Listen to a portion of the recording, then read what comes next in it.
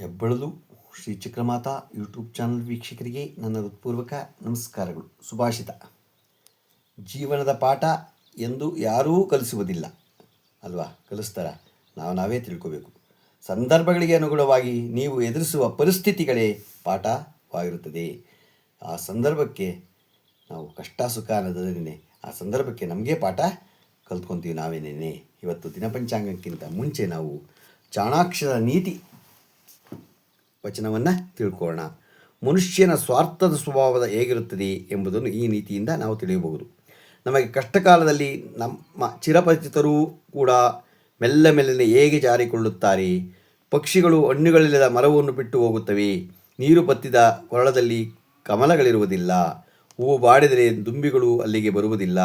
ಸುಟ್ಟು ಹೋದ ಕಾಡಿನಲ್ಲಿ ಪ್ರಾಣಿಗಳು ಉಳಿಯಲಾರವು. ಅಂತೆಯೇ ಕಷ್ಟಕಾಲದಲ್ಲಿ ಚಿರಪರಿಚಿತರೂ ದೂರವಾಗುತ್ತಾರೆ. ವಿನಾಕಾರಣ ಅನ್ಯನ ಮನೆಯಲ್ಲಿ ಅಧಿಕ ದಿನಗಳು ಕಾಲ ವಾಸ ಮಾಡಬಾರದು.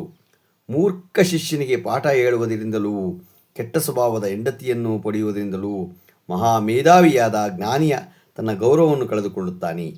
ನಮ್ಮ ಶತ್ರುಗಳು ನಮಗೆ ಹಿತವನ್ನು ಬಯಸುವುದಾದರೆ ಅವರೇ ನಮಗೆ ನಿಜವಾದ ಬಂಧುಗಳು. ನೆಂಟನಾದವನು ನಿಮ್ಮ ವಿನಾಶವನ್ನು ಬಯಸುತ್ತಿದ್ದಾರೆ, ಅವನೇ ನಮಗೆ ನಿಜವಾದ ಶತ್ರು. ನಮಗೆ ಬರುವ ರೋಗವು ನಮಗೆ ಶತ್ರುವಾದರೆ ದೂರದ ಅರಣ್ಯದಲ್ಲಿ ದೊರಕುವ ಔಷಧಿ ನಮಗೆ ಮಿತ್ರವಾಗುತ್ತದೆ. ದೂರದ ನಮಗೆ ಯಾವ ಪ್ರದೇಶದಲ್ಲಿ ಗೌರವ ಅದರ ಮತ್ತು ಬಂಧುಗಳಿರುವುದಿಲ್ಲವೋ ಮತ್ತು ವಿದ್ಯೆಯನ್ನು ಸಂಪಾದಿಸುವ ಅವಕಾಶವಿರುವುದಿಲ್ಲವೋ ಆ ಪ್ರದೇಶವನ್ನು ಬಿಡುವುದೇ ಒಳಿತು. ರಾಜ ಗರುಡ ಎಷ್ಟು ದೂರವಾದರೂ ಹೋಗಿ ತನ್ನ ಗುರಿಯನ್ನು ಸಾಧಿಸುತ್ತದೆ. ನೂರಾರು ಗೋವುಗಳಿದ್ದರೂ ಕರುವು ಅದರಲ್ಲಿ ತನ್ನ ತಾಯಿಯನ್ನು ಗುರುತಿಸಿ ಹೇಗೆ ತನ್ನ ತಾಯಿಯನ್ನೇ ಸೇರಿಸಿಕೊಳ್ಳುತ್ತದೆಯೋ ಹಾಗೆ ಮಾಡಿದ ಪುಣ್ಯ ಪಾಪಗಳು ಆ ಕರ್ತನನ್ನು ಅಂದಿಸುತ್ತದೆ. ರೋಗಗಳು ಯಾರಿಗಾದರೂ ಬರಬಹುದು, ಸಂಪತ್ತು ಯಾರನ್ನಾದರೂ ಬಿಡಬಹುದು. ಉತ್ತಮ ಅಧ್ಯಯನವನ್ನು ಮಾಡಬೇಕೆಂಬುದು ನಿದ್ರೆ ಆಹಾರಗಳನ್ನು ಕುರಿತು ಚಿಂತಿಸಬಾರದು. ಚಿಪುಣತನ, ಕೈಯಲ್ಲಿ ಹಣ, ಒರಟತನ, ಹತ್ತಿರದ ಜ್ಞಾನ, ಪರಾಕ್ರಮವಿಲ್ಲದ ಅಂದಚಂದಗಳು, ಕಷ್ಟಕಾಲದಲ್ಲಿ ಸಹಾಯ ಬಾರದ ಮೈತ್ರಿ ಇವೆಲ್ಲವೂ ವ್ಯರ್ಥ ಎಂದು ಹೇಳಲಾಗುತ್ತದೆ. ಕೆಟ್ಟವರ ಸಹವಾಸ ಮಾಡಿದರೆ ಇಹವೂ ಇಲ್ಲ ಪರವೂ ಇಲ್ಲ. ಆದ್ದರಿಂದ ಉತ್ತಮರ ಸಹವಾಸವನ್ನೇ ಮಾಡಬೇಕು ಎಂದು ಜ್ಞಾನವಂತರಾದ ಚಾಣಕ್ಯ ತನ್ನ ನೀತಿಗಳಲ್ಲಿ ಬರೆದಿದ್ದಾನೆ. ಗೊತ್ತಾಯ್ತಾ? ನಾವು ಯಾವಾಗಲೂ ಕೆಟ್ಟವ್ರ ಸಹವಾಸ ಮಾಡಿದ್ರೆ ಕೆಟ್ಟದೇ ಬರುತ್ತೆ, ಒಳ್ಳೆಯ ಸಾಹಸ ಮಾಡಿದ್ರೆ ಒಳ್ಳೆಯದೇ ಬರುತ್ತೆ. ಯಾವಾಗಲೂ ನಾವು ಯೋಚನೆಯೂ ಅಷ್ಟೇನೆ ನಾವು ಕೆಟ್ಟ ಯೋಚನೆಯನ್ನು ಬಿಡಬೇಕು, ಒಳ್ಳೆಯ ಯೋಚನೆಯನ್ನೇ ಮಾಡಬೇಕು.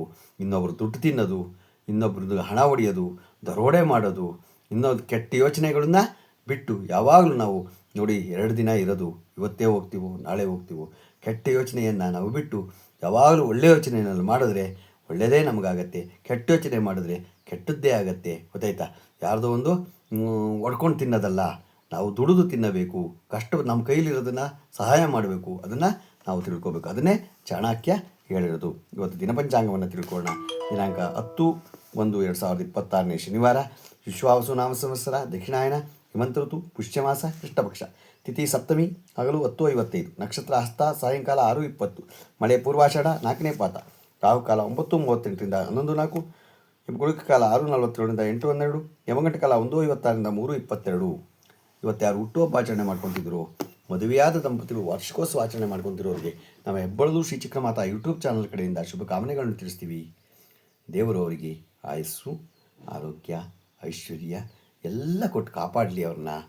ನಮ್ಮ ಹೆಬ್ಬಳಲು ಶ್ರೀ ಚಕ್ರಮಾತಾ ಯೂಟ್ಯೂಬ್ ಚಾನಲ್ ಯಾರು ಸಬ್ಸ್ಕ್ರೈಬ್ ಆಗಿಲ್ವೋ ಸಬ್ಸ್ಕ್ರೈಬ್ ಆಗಿ. ಗೊತ್ತಾಯ್ತಾ? ಸಬ್ಸ್ಕ್ರೈಬ್ ಆಗಿ.